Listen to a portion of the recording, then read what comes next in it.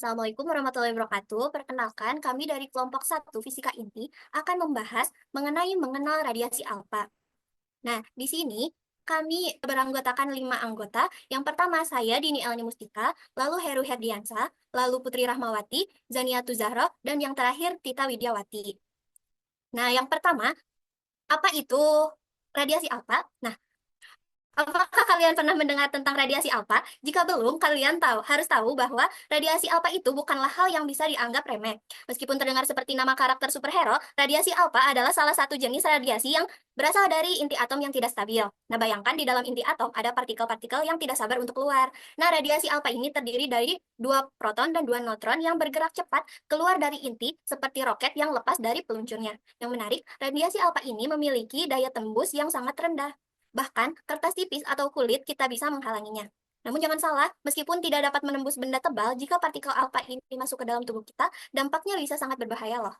Selanjutnya, yaitu sejarah ditemukannya radiasi alfa. Nah, akhir abad ke-19, sekitar tahun 1899, Ernest Rutherford sedang mempelajari radiasi yang berasal dari bahan-bahan radioaktif. Ternyata ada beberapa jenis radiasi yang berbeda. Beberapa dapat menembus benda dengan mudah, sementara yang lainnya tidak bisa menembus jauh. Nah, disinilah Rutherford menemukan bahwa radiasi alfa adalah salah satu yang paling pemalu. Dia tidak bisa menembus benda tebal, tetapi memiliki kekuatan luar biasa dalam hal efeknya. Rutherford pun memberi nama radiasi ini dan membuka jalan bagi pemahaman lebih dalam tentang radioaktivitas yang nantinya membawa kita ke dunia fisika nuklir lebih canggih, yang disebut radiasi alfa. Nah, selanjutnya akan dijelaskan mengenai sifat-sifat radiasi. Baik, selanjutnya yaitu mengenai sifat-sifat radiasi. Sifat radiasi yang pertama yaitu berupa partikel bermassa, di mana partikel alfa memiliki massa yang signifikan dibandingkan jenis radiasi yang lainnya. Kedua yaitu muatannya positif karena kehilangan dua elektron.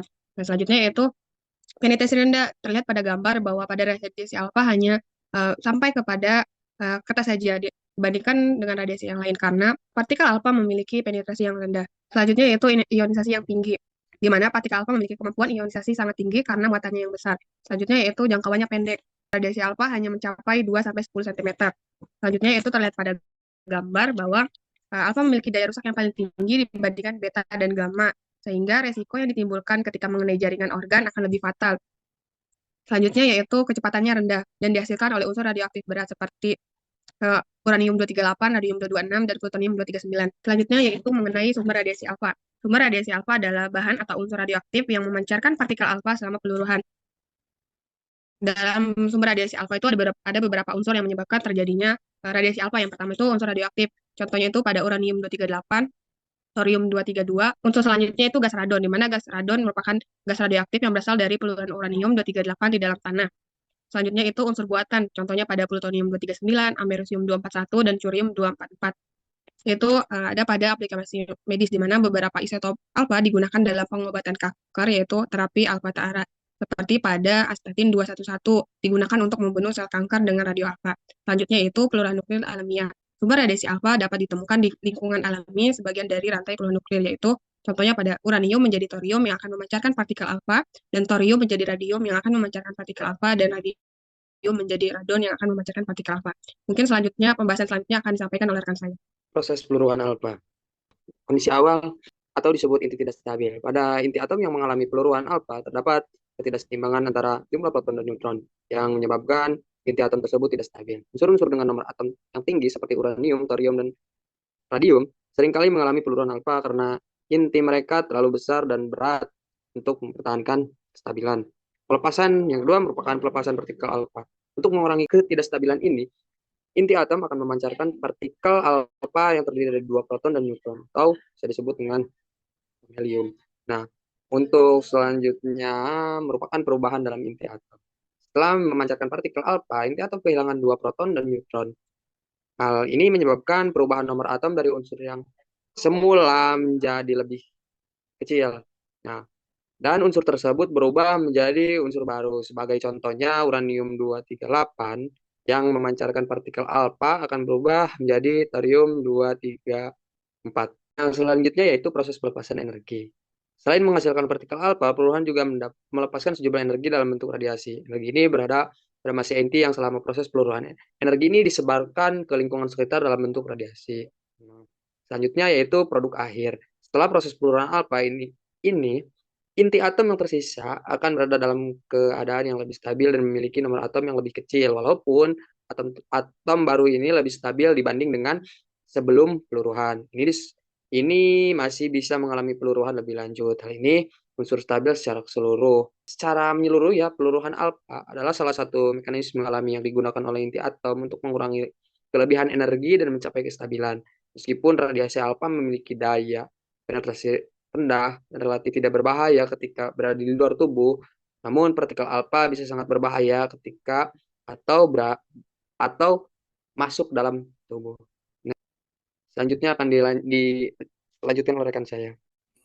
Yang selanjutnya itu pembahasan mengenai dampak radiasi alfa.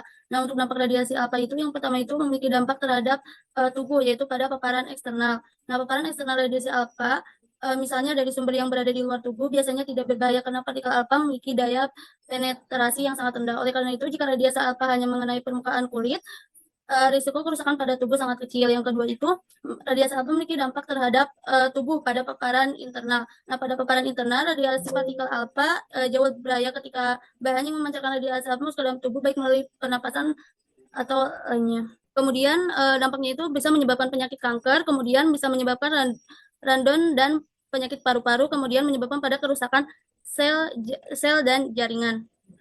Nah, selanjutnya itu radiasi alfa juga memberikan dampak terhadap potensi efek jangka panjang seperti kerusakan sel atau DNA, bisa mencakup kanker atau penyakit degenerasi lainnya yang berkembang bertahun-tahun setelah paparan. Itu yang ketujuh itu radiasi alfa ini mengakibatkan atau memiliki dampak terhadap lingkungan di sekitar yang terkena radiasi. Untuk selanjutnya, materi selanjutnya akan disampaikan oleh rekan saya. Selanjutnya mengenai penerapan radiasi alfa, yang pertama yaitu ada detektor asap. Isotop pada radioaktif seperti amerisium-241 digunakan dalam detektor asap ionisasi. Partikel alfa dari isotop ini mengionisasi udara di dalam detektor dan memungkinkan arusnya menjadi kecil. Sehingga ketika asap masuk itu partikel-partikelnya itu mengganggu proses ionisasi sehingga arus berkurang dan alarm pun berbunyi. Mungkin bisa dilihat ya seperti pada video. Jadi ketika asapnya itu masuk atau terdeteksi oleh detektor asap ini, si aliran pada detektor asap ini akan berkurang bahkan atau cenderung putus sehingga itu yang menyebabkan alarmnya itu berbunyi. Penerapan yang kedua yaitu pada terapi kanker, khususnya terapi partikel alfa. Partikel ini digunakan untuk menghancurkan sel kanker dengan lebih spesifik karena energinya tinggi namun jarak jangkauannya pendek. Namun radiasi ini tidak akan mengganggu sel-sel yang sehat dan hanya akan mematikan sel-sel kanker saja.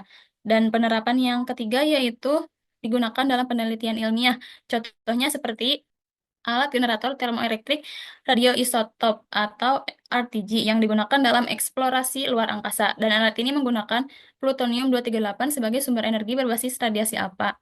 Selanjutnya mengenai dan keamanan pengendalian alfa. Radiasi alfa, beta, dan gamma itu memiliki perbedaan yang signifikan, dapat dilihat dari sifat partikel, daya tembus, dan interaksinya dengan materi. Untuk radiasi alfa itu terdiri dari partikel yang bermuatan positif, yaitu inti helium, 2 proton, dan 2 neutron, yang memiliki daya tembus rendah sehingga dapat dihentikan oleh selembar kertas. Sedangkan radiasi beta merupakan aliran partikel yang bermuatan negatif atau elektron, dan positif atau positron, dengan daya tembus yang lebih tinggi daripada alfa. Selanjutnya untuk radiasi gamma, berbeda dari radiasi alfa dan beta, radiasi ini gelombang elektromagnetiknya tanpa massa dan muatan, memiliki daya tembus yang sangat tinggi sehingga memerlukan pelindung tebal seperti timbal atau beton untuk menahannya. Dan yang paling menonjol dari radiasi alfa adalah berinteraksi dengan materi di sekitarnya, tetapi daya tembusnya sangat rendah, bahkan selembar kertas atau kulit manusia pun bisa menghentikannya. Kemudian untuk keamanan pengendalian alfa, untuk mengendalikan radiasi alfa ini, fokus utamanya adalah mencegah paparan internal, karena partikel alfa itu berbahaya jika masuk ke dalam tubuh. Ada beberapa langkah-langkah untuk menjaga keamanan pengendalian dari radiasi alfa. Yang pertama yaitu mencegah paparan internal, seperti menghindari untuk menghirup, menelan, atau kontak langsung dengan sumber radiasi alfa dengan menggunakan pelindung pernapasan, sarung tangan, dan pakaian pelindung. Yang kedua yaitu penghalang fisik, seperti kertas, plastik, atau kaca, sehingga penanganan langsung tidak memerlukan pelindung tebal seperti pada radiasi gamma. Yang terakhir yaitu pengolahan limbah. Harus dipastikan bahwa limbah radioaktif yang memancarkan radiasi alfa ini disimpan dengan aman dalam wadah tertutup untuk mencegah penyebarannya. Sekian yang dapat kelompok kami sampaikan. Terima kasih atas segala perhatiannya dan mohon maaf apabila ada kesalahan dalam penyampaian materi. Saya tutup. Wassalamualaikum warahmatullahi wabarakatuh.